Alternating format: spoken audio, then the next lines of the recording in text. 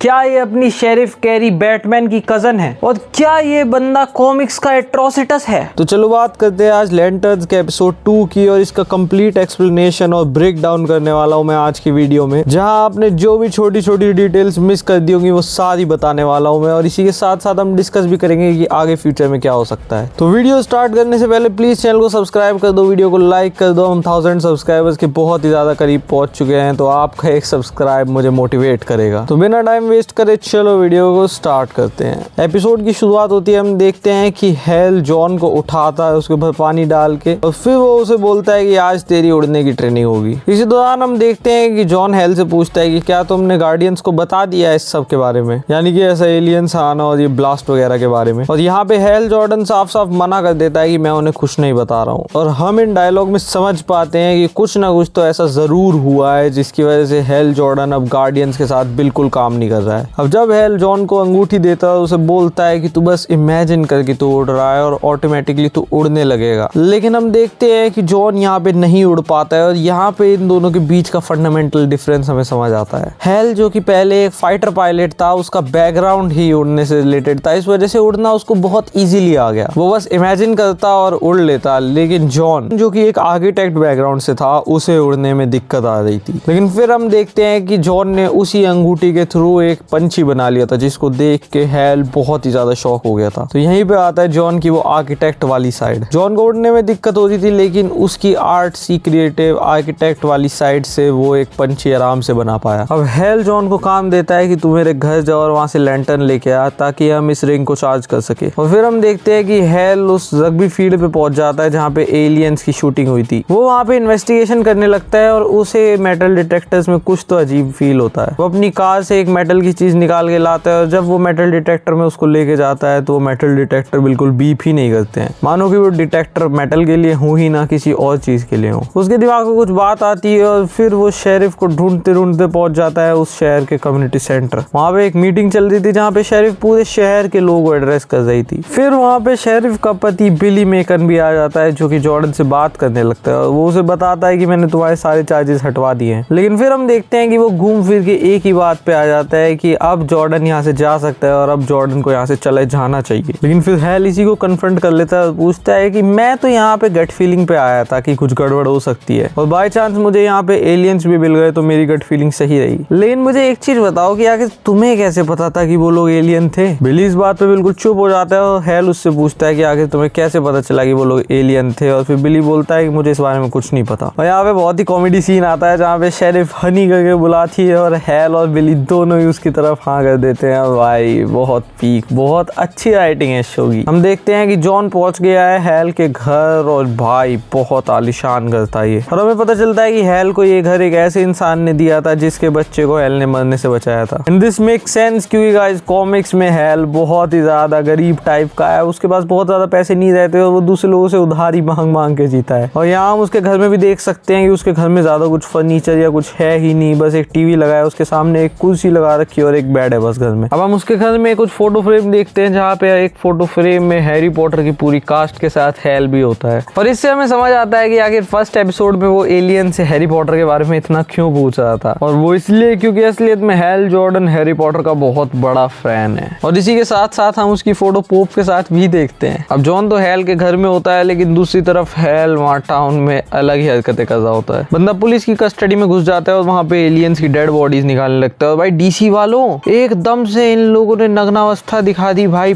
Proper nudity, full nude scene दिखा दिया है एक एलियन का। और ये तो यार अजीब ही था, इसको ना दिखाया जाता तो भी चल सकता था। कहाँ तो मार्वल वाले बिल्कुल ही बच्चा बना कर रहे हैं, कहाँ तुम बिल्कुल ही शर्म नहीं कर रहे, तो अगर ये चीज हटाई जा सकती थी। ऑल तो ठीक है। फिर हम देखते हैं कि हेल इन डेड बॉडीज को वहीं रग्बी फील्ड लेकर जाता है और जब वो इस डेड बॉडी को मेटल डिटेक्टर के थ्रू पास करता है तो वहां पे एकदम से बीप की साउंड आती है और हेल को समझ आ जाता है कि ये जो मेटल डिटेक्टर्स हैं ये असलियत में एलियन डिटेक्टर्स हैं। इसी दौरान हम जॉन को हेल के घर पे देख पा रहे होते हैं और हम देखते हैं कि वहाँ पे ग्रीन लैंटर्न के सूट्स रखे हुए थे और ये सूट बहुत ही ज्यादा पुराना, बहुत ज्यादा फेडेड लग रहा था। तो हमें समझ आ रहा था कि हेल इसे पहन नहीं रहा है, इसे धो नहीं रहा है, कुछ भी नहीं। और फिर जॉन को वो अलमीरा मिल जाती है जिसके अंदर लैंटर्न रखी थी और इसको वॉइस कमांड से खोला जाता है और इसका जो कमांड होता है वो होता है मोगो डजंट सोशलाइज। और गाइस ये बहुत ही तगड़ा कॉमिक रेफरेंस है क्योंकि कॉमिक्स में मोगो नाम का एक ग्रीन लैंटर्न कॉर्प का मेंबर होता है, जो कि खुद में एक जिंदा प्लेनेट होता है। वो ग्रीन लैंटर्न्स की कोई भी मीटिंग अटेंड नहीं कर पाता है, क्योंकि उसका साइज इतना बड़ा है, उसकी ग्रेविटी इतनी ज्यादा है कि वो दूसरी दुनियाओं को तबाह कर देगा। एंड हेंस वो किसी से मिल नहीं पाता है, और इसलिए मोगो डजंट सोशलाइज। अभी अलमीरा जब खुल जाती है तो जॉन इसके अंदर हाथ डालता है। भाई ये एक पॉकेट डायमेंशन है, मतलब जेम्स गन को पॉकेट डायमेंशन से प्यार ही हो रखा है। सुपरमैन में भी पॉकेट डायमेंशन लाया, पीस मेकर में भी पॉकेट डायमेंशन लाया, यहाँ पे भी पॉकेट डायमेंशन ला दी। और फिर जॉन उस पॉकेट डायमेंशन में से वो लैंटर्न निकाल लेता है, और यार प्यारी लग रही है ये लैंटर्न। इसके बाद ये जॉर्डन के पेट अर्ल को खाना खिलाने जाता है, और जब ये वहां जाता है तो इसे पता चलता है कि अर्ल और कोई नहीं बल्कि एक कार्निवोर एलियन प्लांट है। मतलब भाई हेल अलग ही लेवल का चैड बंदा है। अब गाइस बात करूं कॉमिक्स की, तो कॉमिक्स में भी हेल जॉर्डन का एक पेट होता है, जो कि स्पेसिफिकली ऐसा नहीं होता है बल्कि स्टारफिश जैसे दिखने वाला एक एलियन प्लांट होता है, और इसका नाम इटी होता है। इसके बाद जॉन लैंटर्न को लेकर निकलने लगता है, लेकिन कुछ लोग उसके ऊपर वहां पे हमला कर देते हैं। वो लोग जॉन को किडनैप कर लेते हैं, और जब उसकी आंख खुलती है तो वो एक वैन में होता है, और ये लोग उसे कहीं ले जा रहे होते हैं। लेकिन जॉन यहाँ पे उस पंछी की मदद लेता है जो कि उसने रिंग से बनाया था, और उस पंछी की मदद से वो लड़ाई करना चालू करता है, और फिर वो वैन से बाहर गिर जाता है। लेकिन इतने में वो पंछी भी उड़ के चला जाता है वैन के बाहर, और वो गाड़ी से टकराने ही वाला होता है जब जॉन भाग के उस पंछी को बचा लेता है। हम देख पाते हैं यहाँ पे कुछ ना कुछ तो सेंटिमेंट जरूर है जॉन का इस पंछी के साथ, तभी जॉन इतने पागलों की तरह भागा, इतना ज्यादा कूदा उस पंछी को बचाने के लिए। तो आई एम श्योर कि जरूर इस पंछी का कुछ ना कुछ रिलेशन होगा जॉन के पास्ट से, और वो हमें सीरीज में आगे बताया जाएगा। अब जब जॉन उस पंछी को बचाने के लिए भाग रहा होता है, तब उसके पीछे वो किडनैपर्स भी भाग रहे होते हैं, और इन लोगों की फाइटिंग से और भागने से हमें समझ आ रहा होता है कि यार ये इंसान तो नहीं है, इनके अंदर कुछ तो सुपरनैचुरल स्ट्रेंथ है। जॉन उस पंछी को तो बचा लेता है, लेकिन फिर उसकी टक्कर एक गाड़ी से हो जाती है और वो बेहोश हो जाता है। वहां दूसरी तरफ हम देखते हैं कि हेल उन एलियंस की डेड बॉडीज को ले जा रहा होता है, लेकिन वहां पे आ जाती है कैरी, जो उससे पूछती है कि आखिर तू कर क्या रहा है। यहाँ में इन दोनों की बातचीत में पता चलता है कि कैरी को पहले से ही उन एलियन डिटेक्टर्स के बारे में पता था, और अब हेल का शक कैरी के फादर इन लॉ मेकन पे जा रहा है कि उसी बंदे ने वो एलियन डिटेक्टर्स वहां लगाए थे, और उसके पास कुछ तो गड़बड़ है। लेकिन कैरी हेल को उसके पास ले जाने से बिल्कुल मना कर देती है, लेकिन फिर हेल उसे परसुएड करते हैं, और कैरी मान जाती है कि ठीक है मैं तुम्हें उनके पास ले जाऊंगी, लेकिन वहां तुम मुझे बोलने दोगे, तुम कुछ भी नहीं बोलोगे। लेकिन हम तो अपने हेल को जानते हैं भाई, ये बंदा कहाँ किसी की बात मान सकता है और चुप रह सकता है। वहां रेंच पहुंचते ही ये बंदा खुद ही बोलने लगता है, और ये साफ साफ मेकन के ऊपर इल्जाम लगा देता है कि देख मुझे पता है कि वो एलियन डिटेक्टर्स तूने ही वहां लगाए थे, और मेकन भी ये बात मान लेता है। और फिर हेल उससे पूछता है कि आखिर ये टेक्नोलॉजी तेरे पास आई कहाँ से, और मेकन बोलता है कि मेरे जो एम्प्लॉयर है उन्होंने मुझे ये टेक्नोलॉजी प्रोवाइड कर दी है। और फिर हेल एम्प्लॉयर का नाम पूछता है, लेकिन मेकन नाम बताने से मना कर देता है। और इसी दौरान हेल मेकन से पूछता है कि आखिर तेरा एम्प्लॉयर कोई सच में है भी, या फिर काइजर सोजे वाली सिचुएशन है। और अब गाइस जिसको काइजर सोजे के बारे में पता है उसको तो बहुत मजा आया होगा इस रेफरेंस में, और जिसको नहीं पता है तो यार तुम लोग द यूजुअल सस्पेक्ट्स मूवी जाके देखना। तुम जब मूवी देखोगे तो तुम्हें समझ आ जाएगा कि आखिर किस बारे में बात हो रही थी, और मजा आ जाएगा। फिर मेकन हेल को जाने के लिए बोलता है, लेकिन हेल वहां से जाता ही नहीं है, और इसकी वजह से एक स्नाइपर उस पर गोली चला देता है। दूसरी तरफ हम देखते हैं कि जॉन की आंख खुलती है, और उसके सामने एक एंटोन नाम का बंदा बैठा होता है। अब गाइस हर जगह यही बात चल रही है कि एंटोन ही एट्रोसिटस होने वाला है, तो क्या ये पॉसिबल है, इसके बारे में मैं बस अभी थोड़ी सी देर में बात करने वाला हूँ। अब एंटोन और जॉन की बात होने लगती है, और एंटोन उससे पूछता है कि आखिर हेल इतनी दूर से भी इस बर्ड को जिंदा कैसे रख रहा है, तो जॉन उसे बताता है कि ये हेल नहीं मैं कर रहा हूँ। और फिर एंटोन जॉन से पूछता है कि आखिर तुझे मैन हंटर्स के बारे में क्या क्या पता है। तो एक तो जॉन को मैन हंटर्स के बारे में कुछ नहीं पता होता है, और दूसरा एंटोन की भाषा से उसे समझ आ जाता है कि ये लोग इंसान तो बिल्कुल नहीं है। और फिर एंटोन जॉन को बताने लगता है कि मैन हंटर्स आखिर थे कौन। वो उसे बताता है यूनिवर्स में बहुत ही ज्यादा अशांति का माहौल था, और तब मैन हंटर्स आए, और वो बोलता है कि इन्हें नहीं पता है कि वो कहाँ से आए। अब इस कॉमिक्स को देखा जाए तो कॉमिक्स में मैन हंटर्स को गार्डियंस ऑफ द यूनिवर्स ने बनाया था, जिन्होंने ही बाद में जाके ग्रीन लैंटर्न कॉर्प्स को भी बनाया। गार्डियंस ने मैन हंटर्स को जस्टिस और अच्छाई के लिए बनाया था, लेकिन मैन हंटर्स इस सब के नाम पे बहुत ज्यादा कत्लेआम भी मचाने लगे थे, और ऐसा ही यहाँ सीरीज में भी एक्सप्लेन करा गया है। एंटोन बताता है कि मैन हंटर्स किसी भी स्पीशीज की फॉर्म ले सकते थे, और वो अपने जस्टिस को कैरी आउट करने के लिए किसी का भी कत्लेआम मचा देते थे। उन्होंने बहुत सी स्पीशीज का खात्मा करा, और वो बताता है कि ये लोग जितने मिस्टीरियसली आए थे उतने ही मिस्टीरियसली चले भी गए। और गाइस अब फोकस करने की बात ये है कि कॉमिक्स में तो हमें साफ साफ पता है कि मैन हंटर्स को गार्डियंस ऑफ द यूनिवर्स ने ही बनाया था, लेकिन यहाँ पे एंटोन बता रहा है कि उन्हें नहीं पता कि आखिर मैन हंटर्स आए कहाँ से थे। तो हो सकता है इस शो में मैन हंटर्स का ओरिजिन चेंज कर दिया जाए, मैन हंटर्स उसको गार्डियंस ने ना बनाया हो, वो किसी और तरीके से बने हो और किसी और तरह से आए हो। तो ये चीज तो हमें अब शो में ही पता चलेगी। लेकिन यहाँ पे हमें एक चीज पे ध्यान देनी चाहिए। एंटोन बोलता है कि वो जितने मिस्टीरियसली आए थे उतने ही मिस्टीरियसली चले गए। तो गाइस इससे एक बहुत ही तगड़ी सी थ्योरी निकल के आ रही है मेरे मन में। हमने ये रशविल का टाउन देखा जहाँ पे मेकन और उसकी पूरी फैमिली वगैरह है, और गाइस ये टाउन किसी भी तरह से नॉर्मल तो नहीं है। मेटल डिटेक्टर्स में यहाँ पे एलियन डिटेक्टर लगा रखे हैं, और अभी आगे के सीन्स में हम देखते भी हैं कि यहाँ आगे हॉस्पिटल वगैरह में कोई पेशेंट ही नहीं है, सारे इक्विपमेंट भी नए हैं, ऐसा लग रहा है कि किसी ने कभी इस्तेमाल ही ना करे हो। सो व्हाट इफ वो मैन हंटर्स खत्म ना हुए हो, वो यहाँ इस टाउन में ही आके बस गए हो। अब गाइस ये चीज हो सकती है क्योंकि हमें असलियत में बताया नहीं गया है कि वो लोग कहाँ गए, उनका क्या हुआ। इसके बाद एंटोन जॉन को बताता है कि एक मैन हंटर इनके प्लेनेट पे भी सीक्रेटली रहने लगा था और उसने वहां रहते हुए एक नरसंहार कर दिया। और फिर एंटोन जॉन से पूछता है कि क्या तुम्हें कभी अपने किसी करीबी ने, जिसको तुम प्यार करते हो, उसने धोखा दिया है? और जॉन इस बात पे हाँ बोलता है। और गाइस मुझे लगता है फ्यूचर में हमें ये वाला एस्पेक्ट दिखाया जाएगा कि पास्ट में क्या हुआ था जॉन के साथ और वो ऐसा क्यों कह रहा है। कुछ ना कुछ स्टोरी का लिंक जरूर होगा। फिर एंटोन उसे बताता है कि गार्डियंस ने ग्रीन लैंटर्न को भेजा ताकि वो उस मैन हंटर को वहां से ले जा सके, और उस ग्रीन लैंटर्न ने गारंटी भी ली थी कि इस मैन हंटर को एग्जीक्यूट कर दिया जाएगा। लेकिन इन लोगों को शक हो गया कि वो मैन हंटर आज भी कहीं ना कहीं जिंदा है, और फाइनली उन्हें पता चल गया कि वो मैन हंटर और कहीं नहीं बल्कि रशविल में ही छुपा हुआ था। ये बताते हैं कि इन्होंने अपनी एक टीम भेजी थी रशविल में उस मैन हंटर को ढूंढने के लिए, लेकिन वहां के लोगों ने उनको मार दिया। और जैसे ही इनके लोग मरे उसी के 1 घंटे बाद जॉर्डन वहां पे पधार गया। तो इन लोगों को ऐसा लग रहा है कि जॉर्डन उस मैन हंटर को प्रोटेक्ट कर रहा है। तो अभी जॉन को जिम्मेदारी दे देते हैं कि तू 48 घंटों में उस मैन हंटर का पता लगा ले और हमें बता दे, वरना हम रशविल शहर में घुसेंगे और अपने आप को ब्लास्ट कर देंगे, जिसमें पूरा शहर तो जाएगा ही लेकिन उसके साथ साथ मैन हंटर भी मर जाएगा। और इसी दौरान ये लोग एक मशीन का इस्तेमाल करके जॉन को वो पेन भी फील कराते हैं जो इन लोगों ने फील करा था, जो नरसंहार हुआ था इनके आसपास। और हम देख पाते हैं कि जॉन बहुत ज्यादा टूट गया होता है इसके बाद। दूसरी तरफ हम देखते हैं कि हेल को अभी होश आया और वो एक हॉस्पिटल में है जहाँ पे शेरिफ कैरी भी उसके साथ में ही है। हेल के उठते ही वो उससे पूछती है कि आखिर सिनेस्ट्रो की क्या कहानी है, क्योंकि हेल नींद में उसका नाम ले रहा था और हेल तो उसको कुछ भी बताने से मना कर देता है कि ये एक कॉन्फिडेंशियल चीज है। लेकिन फिर वो अपना फोन निकालती है और इंटरनेट से पढ़ने लगती है कि सिनेस्ट्रो एक ग्रीन लैंटर्न था जिसने बगावत करी थी और उसने अपने एक बॉस को भी मार दिया था, और फिर हेल ही वो बंदा था जिसने सिनेस्ट्रो को पकड़ के जेल में डाला था। तो गाइस सिनेस्ट्रो कॉमिक बुक्स में बहुत ही तगड़ा कैरेक्टर है। इसी बंदे ने येलो लैंटर्न कॉर्प्स की भी शुरुआत करी थी और मैं बता रहा हूँ कि मजे दिला देगा ये कैरेक्टर हमें। अब यहाँ पे कैरी हेल को बोलने लगती है कि देख तू यहाँ पे जो भी हरकतें कर रहा है उसकी वजह से लोगों को ये लगने लग रहा है कि मेकन यहाँ पे अथॉरिटी में है, मेकन ही इस शहर को चलाता है, और मैं बिल्कुल नहीं चाहती कि तू इस नैरेटिव को पुश करे, क्योंकि मैंने बहुत मेहनत करके यहाँ पे लोगों के मन में अपनी इज्जत बनाई है और यहाँ पे मैं सब कुछ देखती हूँ ना कि मेकन। और इन सब बातों में हमें समझ आता है कि असलियत में मेकन ही इस पूरे शहर को रूल कर रहा है, वो ही पीछे से सारे स्ट्रिंग्स पुल कर रहा है। अब हेल कैरी से बात में टॉम ऑसबॉर्न का नाम ले रहा था। तो गाइस अगर टॉम ऑसबॉर्न के बारे में आप लोगों को बताऊं तो टॉम ऑसबॉर्न नेब्रास्का कॉर्नहस्कर्स यानी नेब्रास्का की जो रग्बी टीम होती है उसके हेड कोच थे 1973 से 1997 तक। और जैसे हमारे यहाँ क्रिकेट एक प्रोमिनेंट स्पोर्ट है, यूएसए में ये रग्बी जिसको वो लोग फुटबॉल कहते हैं एक बहुत प्रोमिनेंट स्पोर्ट है, और वहाँ पे कॉलेज लेवल की भी जो टीम्स होती हैं, हर एक स्टेट की जो टीम्स होती हैं उनको बहुत ज्यादा फॉलो करते हैं लोग, और जो भी नेब्रास्का के लोग हैं वो टॉम ऑसबॉर्न को बहुत ज्यादा मानते हैं क्योंकि one of the greatest coaches ever में टॉम ऑसबॉर्न को गिना जाता है। फिर हम देखते हैं कि हेल डिस्चार्ज हो गया। जब वो डिस्चार्ज शीट भर रहा होता है तो वहाँ पे और किसी पेशेंट का नाम ही नहीं होता है, अकेला जॉर्डन ही होता है वहाँ पे। तो ये चीज हमें बहुत ही ज्यादा सस्पिशियस लग रही होती है। उसके बाद जॉर्डन और कैरी बात कर रहे होते हैं आपस में, और जॉर्डन उससे पूछता है कि आखिर तुम हो कहाँ से। तो कैरी बताती है कि मैं गौथम से हूँ और मैं यहाँ पे बस अपनी मर्जी से आ गई। और जी हाँ गाइस, गौथम हमें पता है कौन सी जगह है, हमारे अपने बैटमैन का शहर है गौथम। और गाइस अब बैठाता हूँ तुम लोगों को लिंक। कैरी का पूरा नाम है कैरी केन। और जी हाँ, जिन लोगों को कॉमिक बुक का थोड़ा बहुत भी ज्ञान है उन्हें पता है कि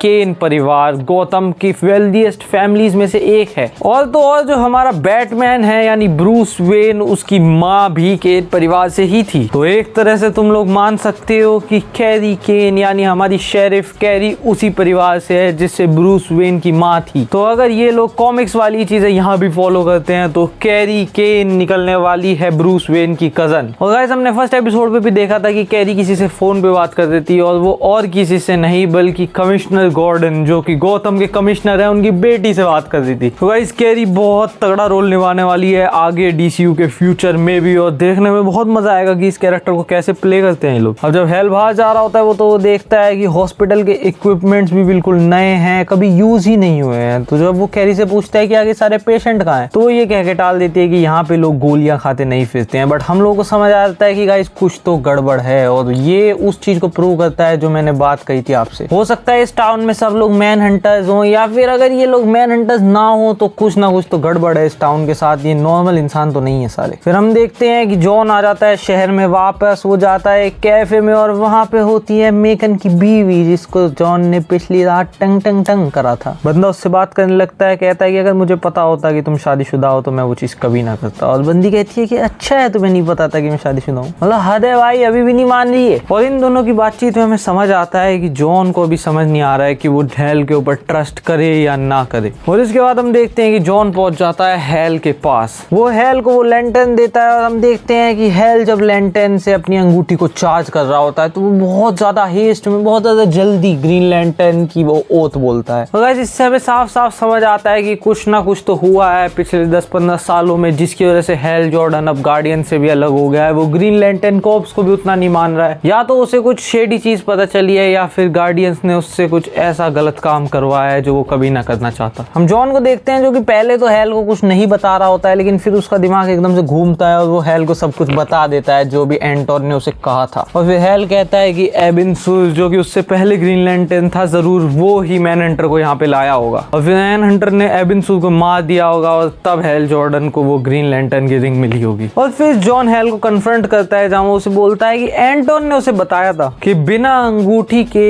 एक क्रीचर को इतने दूर तक जिंदा रखना नियरली इम्पॉसिबल है। और अगर ये इतना इम्पॉसिबल होता तो हेल ने शाबाशी तो दी होती जॉन को एटलीस्ट। और यहाँ हमें समझ आ रहा होता है कि गाइस हेल के अंदर बहुत ज्यादा इनसिक्योरिटीज हैं जॉन को लेकर, जो कि अभी आगे बढ़ने वाली हैं। जॉन हेल का सूट भी ले आया होता है, और फिर हम देखते हैं कि हेल सूट को पहनता है और वो उड़ के कहीं चला जाता है। वो उड़ के जाता है एक जेल में, और वहां पे वो मिलता है सिनेस्ट्रो से। अब गाइस आप यहाँ पे देखोगे कि सिनेस्ट्रो थोड़ा लाल लाल सा लग रहा है। हमें तो ये बिल्कुल कॉमिक एक्यूरेट है, क्योंकि असलियत में सिनेस्ट्रो कोरुगारियन नाम की एक एलियन रेस से बिलोंग करता है, और इस वजह से उसका कलर ओरिजिनली रेड ही है। हेल सिनेस्ट्रो से पूछता है कि आखिर तुझे मैन हंटर्स के बारे में क्या पता है, और सिनेस्ट्रो से बोलता है कि अगर उनमें से कोई एक अभी भी जिंदा होता तो वो हेल जॉर्डन के लिए दूसरा सबसे बड़ा थ्रेट होता। और फिर एकदम से वो उससे पूछता है कि जॉन स्टुअर्ट के बारे में मुझे और बता। और गाइस हम यहाँ पे साफ साफ समझ सकते हैं कि सिनेस्ट्रो क्या चाल चल रहा है। उसने हेल को बोला कि अगर कोई मैन हंटर है तो वो उसके लिए दूसरा सबसे बड़ा थ्रेट होगा, और फिर एकदम से जॉन की बात कर दी, जहाँ पे वो ये हिंट करना चाह रहा है कि सबसे बड़ा खतरा उसके लिए जॉन स्टुअर्ट है। हम देख पा रहे हैं कि हेल जॉर्डन के मन में ऑलरेडी इनसिक्योरिटीज हैं जॉन को लेकर, कि जॉन बहुत ज्यादा ताकतवर बन रहा है, और गार्डियंस ने जॉन को चुना ही इसलिए ताकि वो हेल को जल्दी रिप्लेस कर सके। और सिनेस्ट्रो ये बातें करके हेल को और ज्यादा भड़का देगा जॉन के खिलाफ। तो गाइस यहाँ पे अगर आप लोग आयरनी देखो तो आपको समझ आएगा कि सिनेस्ट्रो हेल को बोल रहा है कि दूसरा सबसे बड़ा थ्रेट जो वो फेस कर रहा है वो है मैन हंटर्स। और ये बात बिल्कुल सही है, क्योंकि पहला सबसे बड़ा थ्रेट जो कि हेल जॉर्डन फेस कर रहा है वो और कोई नहीं बल्कि सिनेस्ट्रो खुद है। हमें पता है सिनेस्ट्रो आगे जाके सीरीज में येलो कॉर्प्स को चालू करेगा, और भाई ये बंदा बहुत बड़ा थ्रेट से अभी ये चाल चलेगा, और किसी ना किसी तरह से ये इस जेल से भाग जाएगा, और फिर ये बनाएगा येलो लैंटर्न कॉर्प्स। और गाइस हमें ये चीज साफ साफ सीरीज के नाम से ही समझ आती है। सीरीज का नाम ग्रीन लैंटर्न कॉर्प्स या ग्रीन लैंटर्न नहीं है बल्कि लैंटर्न्स है। लैंटर्न के आगे एक एस लगा हुआ है, यानी कि यहाँ पे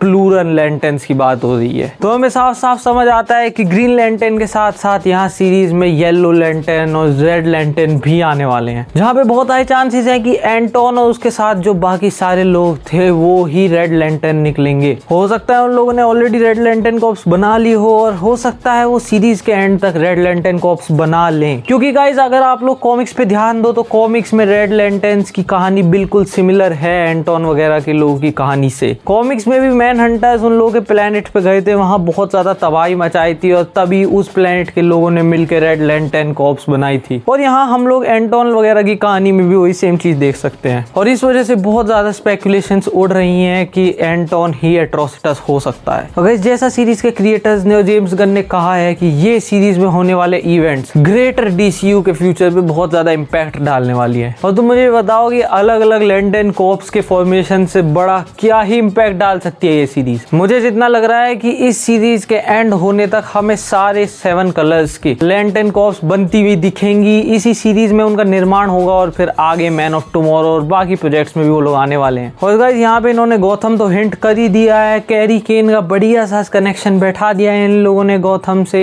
और अपने ब्रूस वेन से भी। तो ये धीरे धीरे बैटमैन भी सेटअप कर रहे हैं। ऑल्दो यार मैं कहूंगा कि जल्दी ले आओ अब तुम बैटमैन को, ये हल्के हल्के नेम ड्रॉपिंग ही मत करो, ले आओ भाई गौथम, दिखा दो अब। और बाकी अपनी क्लेफेस आने वाली है, वो भी टेक प्लेस करेगी गौथम में ही और हो सकता है यार उसमें कैमियो हो जाए बैटमैन का। सो लेट्स सी अब क्या रहती है कहानी। गाइस एपिसोड काफी इंटरेस्टिंग था ये, और तुम लोगों को मैं ब्रेक डाउन में बताता रहता हूँ कि कॉमिक्स में ये हुआ, कॉमिक्स में वो हुआ, तो इससे बढ़िया क्यों ना मैं पूरे कॉमिक्स का ही ब्रेक डाउन कर दूं। तुम लोग लिखो कमेंट सेक्शन में, अगर तुम लोगों का सपोर्ट मिला तो मैं कॉमिक्स को ही एक्सप्लेन कर दूंगा, कॉमिक्स में क्या क्या हुआ था, कौन एट्रोसिटस है, कौन सिनिस्ट्रो है, क्या हुआ था, कौन सी कॉप्स बनी थी, सब कुछ। तो तुम लोग बस लिखो कमेंट सेक्शन में, लाइक करो, और भाई इसके ऊपर वीडियो आ जाएगी, पूरा कॉमिक्स का एक्सप्लेनेशन कर दूंगा मैं। और हाँ गाइस ये वीडियो तो बहुत मेहनत से बनी है तुम लोगों के लिए, तो प्लीज चैनल को सब्सक्राइब करो, वीडियो को लाइक करो। तुम लोगों का सपोर्ट जो तुम दिखाते हो सब्सक्राइब करके, वो मुझे बहुत ज्यादा मोटिवेशन देता है। तो हाँ चलो आज की वीडियो में इतना ही था, मिलते हैं अगली वीडियो में, तब तक के लिए थैंक्स फॉर वॉचिंग।